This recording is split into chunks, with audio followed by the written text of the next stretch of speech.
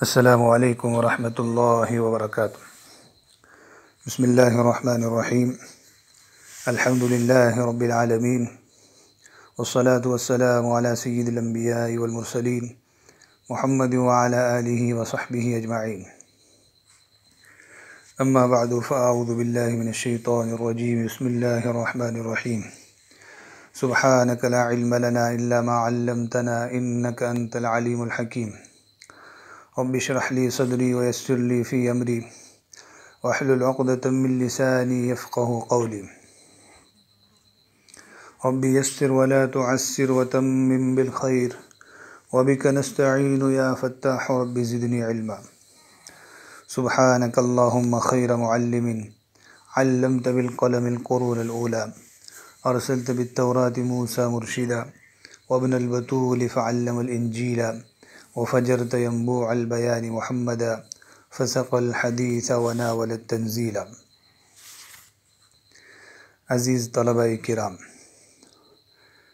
ہم جس علم و فن کو شروع کرنے جا رہے ہیں اس کا تعلق عربی زبان سے ہے۔ عربی زبان دنیا کی قدیم ترین، فصیح ترین، وسیع ترین اور اعلیٰ ترین زبان ہے۔ اللہ رب العزت نے جب بندوں کی رشد و ہدایت کے لیے اپنے آخری نبی حضرت محمد صلی اللہ علیہ وآلہ وسلم پر اپنی آخری کتاب کے نزول کا ارادہ فرمایا تو اس کے لیے عربی زبان کا انتخاب فرمایا، اس لیے کہ عربی زبان کے اندر ہی اللہ رب العزت نے وہ صلاحیت رکھی تھی کہ وہ کتاب اللہ کے الفاظ و معانی کو پورے طور پر اٹھا سکے اور رہتی دنیا تک انہیں پیش کر سکے۔ کتاب اللہ کی شرح و توضیح سنت رسول صلی اللہ علیہ وسلم اور احادیث مبارکہ سے ہوتی ہے۔ سنت رسول اور احادیث مبارکہ کی زبان بھی عربی ہے۔ پھر کتاب و سنت سے مستنبط اور مستخرج ہونے والے تمام کے تمام علوم عربی زبان میں ہی ہیں، اس لیے کتاب و سنت اور امت اسلامیہ کے تمام زمانوں کے علمی ورثے کو سمجھنے اور ان میں مہارت حاصل کرنے کے لیے عربی زبان میں مہارت تامہ اور ملکہ راسخہ کا ہونا ضروری ہے۔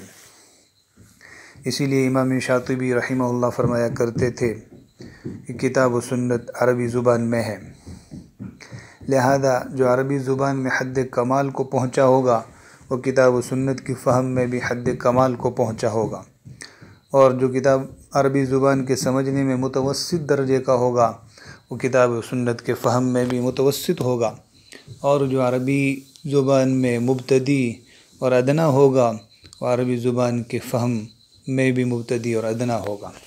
اسی لیے علماء نے اجتہاد کی من جملہ شرائط میں سے عربی زبان میں مہارت تامہ اور لغت عرب میں ملکہ راسخہ کا ہونا بھی لکھا ہے۔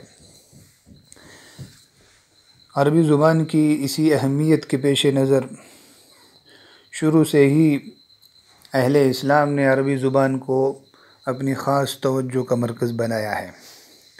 کسی بھی زبان کا جو ادب ہوتا ہے وہ اسی زبان کے ساتھ پیدا ہوتا اور اس زبان ہی کے ساتھ ارتقاء اور نشو و نما کے مراحل طے کرتا ہے، تو عربی زبان کا ادب بھی عربی زبان کے ساتھ ہی وجود پذیر ہوا اور اپنے ارتقائی مراحل طے کرتا رہا۔ لیکن شروع میں اس کا نام ادب نہیں رکھا گیا، بلکہ شروع میں اس کو المقالہ، البیان وغیرہ کے نام سے جانا جاتا تھا۔ بعد میں چل کے جب علوم عربیہ کی تقسیم در تقسیم ہوئی اور الگ الگ فنون اور الگ الگ علوم جداگانہ طور پر لکھے جانے لگے تو عربی زبان و ادب کو بھی ایک مستقل نہج ملا اور ایک مستقل نیا نام ملا۔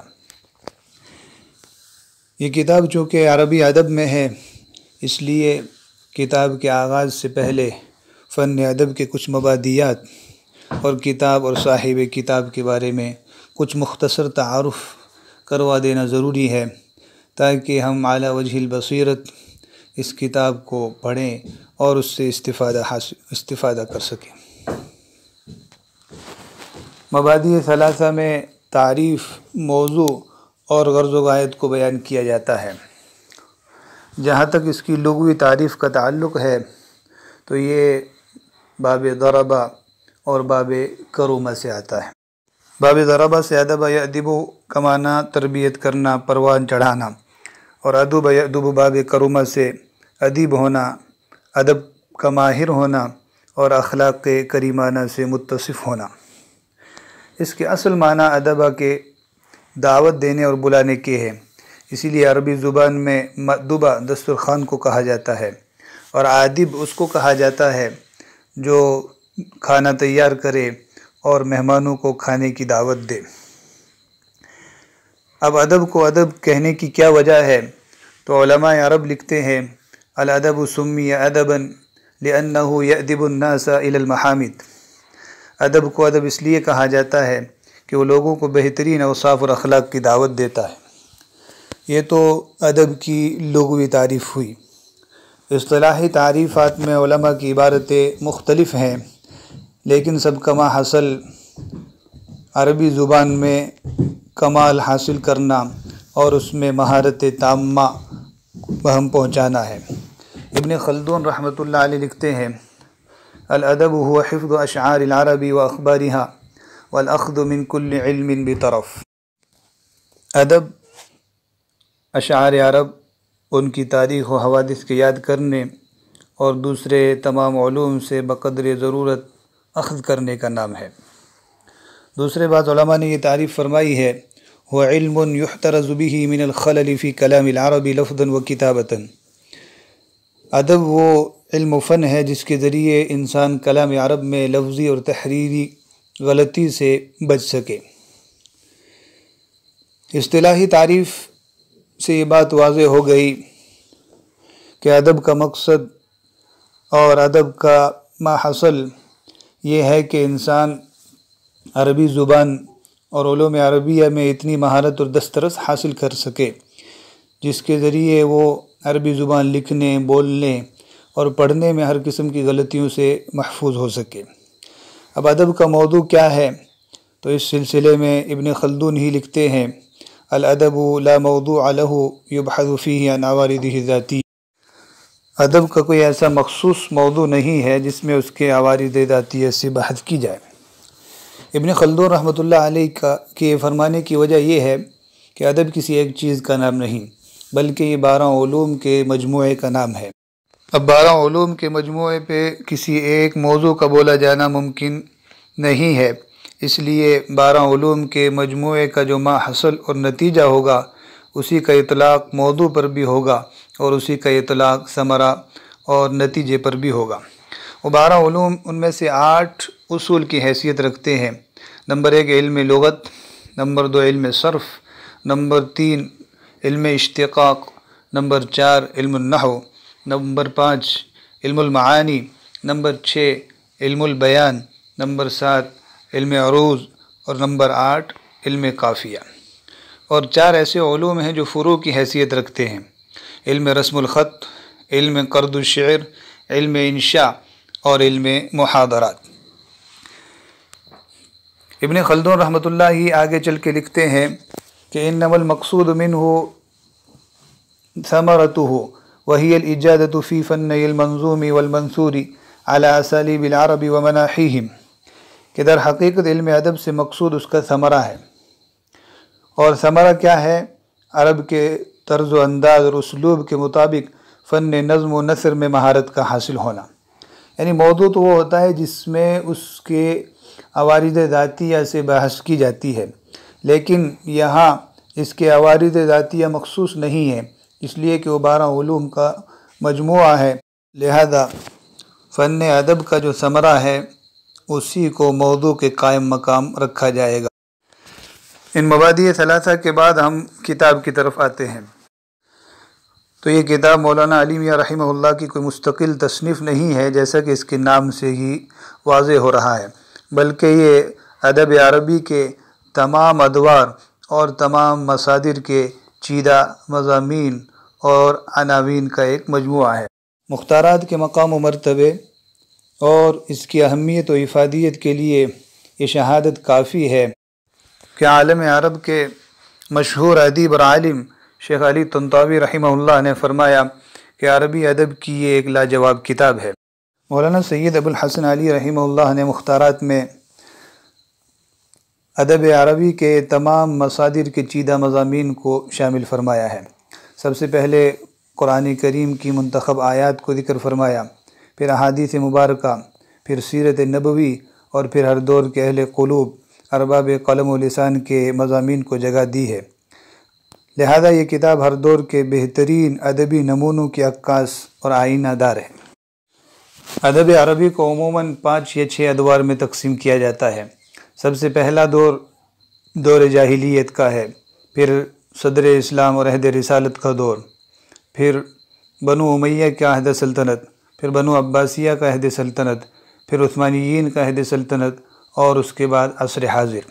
ہر دور کا ایک مخصوص لب و لہجہ اور اسلوب اور انداز ہے، اس لیے تمام ادوار کے الگ الگ مضامین کو اس کتاب میں شامل کرنے سے یہ آشکارا ہو جائے گا کہ کس دور میں لکھنے اور بولنے کا کیا انداز اور اسلوب رہا ہے۔ در حقیقت اصلی ادب وہی ہے جس میں جذبات اور احساسات اور طبیعت و فطرت کی عکاسی کی جائے، جو کچھ دل میں آئے اسی کو الفاظ کا جامہ پہنا کر کرتاس پر رقم کر دیا جائے۔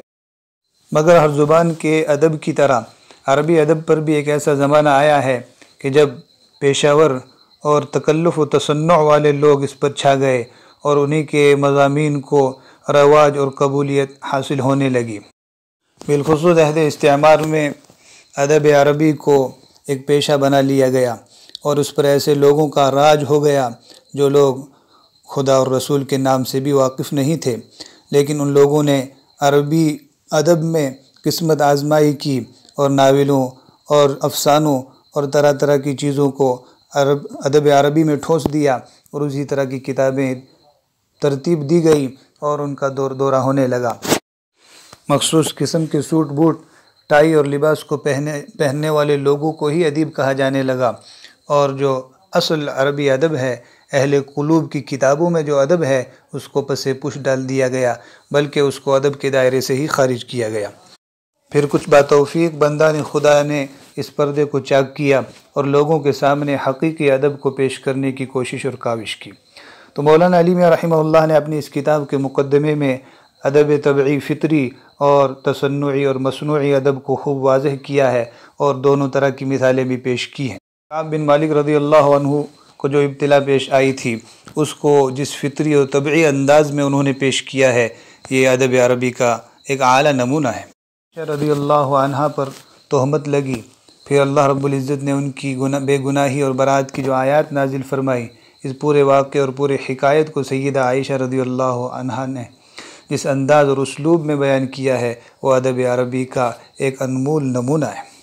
تو ہمیں ادب تقلیدی، طبعی اور فطری کی طرف آنا ہے، تصنعی بناوٹی ادب سے کوسوں دور رہنا ہے، اس لیے کہ حقیقی ادب وہی ہے جو اہل قلوب کی کتابوں اور اہل قلوب کی زبان سے جاری ہوا۔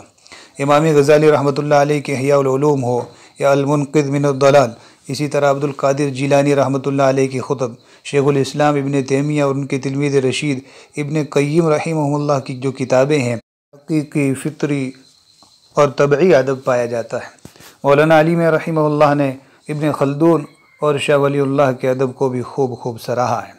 اسی ادب کو زندگی اور پائیداری ملتی ہے جو حقیقی، طبعی اور فطری ہو، جس میں قلبی احساسات اور جذبات کو الفاظ کا جامہ پہنایا گیا ہو، جس میں سجا، تصنع اور بناوٹ ہو، وہ ناپائیدار اور زوال پذیر ہو جاتا ہے۔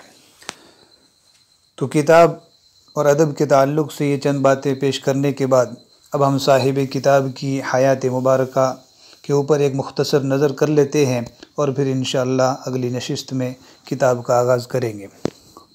تو صاحب کتاب مولانا سید ابو الحسن علی الحسنی الندوی رحمہ اللہ تعالی ہیں۔ آپ کی ولادت باسعادت 24 نومبر 1914 کو ہوئی اور وفات 31 دسمبر 1999 میں۔ آپ رحمہ اللہ سادات کے ایک علمی خانوادے کے چشم و چراغ تھے۔ آپ کے والد مکرم اور آپ کے برادر کبیر اور اسی طرح خاندان کے اکثر بزرگ علم دوست اور صاحب فضل و کمال اہل اللہ اور اہل قلوب تھے۔ آپ کے والد مکرم کی کتاب گل رعنا اور یاد ایام ادب اردو کا ایک بہترین نمونہ ہے، اور نزہۃ الخواطر ادب عربی کا ایک اعلیٰ اور انمول نمونہ ہے، جس میں بر صغیر کے علماء کے حیات اور سوانح کو بہترین ادبی انداز میں پیش کیا گیا ہے۔ اسی کے ساتھ ساتھ توفیق خداوندی سے آپ کو ایسے عرب اساتذہ میسر آئے جنہوں نے فطری، طبعی اور اصلی ادب کی طرف آپ کی رہنمائی کی، اور ابتدائی مراحل سے ہی آپ کو صحیح رخ مل گیا اور صحیح ادب کی طرف آپ گامزن ہو گئے، جس کی برکت سے آگے چل کے ادب عربی میں آپ ایک جانے پہچانے نام بن گئے، اور آپ کی بات اس میں حرف آخر مانے جانے لگی۔ آپ رحمہ اللہ نے بچوں، نوجوانوں، بوڑھوں اور ہر طبقہ عمر کے لوگوں کو ادبی لٹریچر میں اسلام پیش کیا۔ بچوں کے لیے قصص النبیین بہترین، سہل ممتنع انداز میں پیش کی، اور نوجوانوں کو اور امت کو انحراف سے بچانے کے لیے اور ان کو حقیقی منصب یاد دلانے کے لیے بہت ساری کتابیں لکھی۔ آپ کی مشہور کتاب ماذا خسر العالم بانحطاط المسلمین نے مسلمانوں کے اندر ایک انقلابی روح پھونک دی۔ خود آپ کی کتابیں ادب عربی اور اردو ادب کا ایک بہترین نمونہ اور شاہکار ہیں، لہٰذا ہمیں حضرت رحمہ اللہ کی اس کتاب اور دیگر کتابوں سے بھرپور استفادہ کرنا چاہیے تاکہ ہم اس فن میں اور اس ادب میں کامیاب ہو سکیں۔ عزیز طلبہ، امید ہے کہ سابقہ معروضات سے آپ کے سامنے ادب عربی کی اہمیت، افادیت اور فہم دین میں اس کی ضرورت واضح ہو چکی ہوگی، لہذا اب آپ فن ادب میں مہارت حاصل کرنے کے طریقے معلوم کر کے اسے اپنانے کی کوشش کریں تاکہ منزل مقصود تک پہنچنا آسان ہو۔ عربی ادب میں مہارت حاصل کرنے کا طریقہ یہ ہے کہ آپ بار بار عربوں کی عبارتوں اور تحریروں کو پڑھیں، ان کے اسلوب کے مطابق لکھنے اور بولنے کی مشق کریں، ابواب کو ان کے صلات کی رعایت کے ساتھ ازبر یاد کرنے کی کوشش کریں، تعبیرات کو منتخب کریں اور انہیں استعمال کریں۔ بالخصوص زیادہ سے زیادہ عربی اشعار اور قصائد کو یاد کرنے کی کوشش کریں، اس لیے کہ اشعار دیوان العرب کہلاتے ہیں۔ ان کا یاد کرنا اور ان میں وارد ہونے والی لغت کو ہمہ وقت محفوظ رکھنا آسان ہوتا ہے۔ کسی ایک مصرعے کے یاد آنے سے پورے کا پورا قصیدہ آپ کے ذہن و دماغ میں گھوم جائے گا، جس سے آپ عمدہ سے عمدہ ادبی انداز میں مضمون کو تحریر کر سکیں گے۔ کرام، آپ میری ان معروضات کو بغور سنیں اور انہیں اپنی عملی زندگی میں لانے کی کوشش کریں۔ اللہ مجھے بھی اور آپ کو بھی اپنے دین متین کی صحیح فہم کی توفیق نصیب فرمائے، اور جلد از جلد اس وبا کو ختم فرما کر دینی مدارس کے کھلنے کے اسباب مہیا فرمائے، تاکہ ہم اور آپ آمنے سامنے ایک دوسرے کا دیدار کر سکیں اور ایک دوسرے سے افادہ اور استفادہ کے سلسلے کو قائم رکھ سکیں۔ اللہ رب العزت ہمیں اپنی مرضیات کے مطابق زندگی گزارنے کی توفیق نصیب فرمائے، اور ادب عربی سے ہمیں وافر مقدار میں حصہ نصیب فرمائے۔ وما توفیقی الا باللہ، علیہ توکلت و الیہ انیب، وصلی اللہ وسلم علی نبینا محمد وعلی آلہ وصحبہ وسلم۔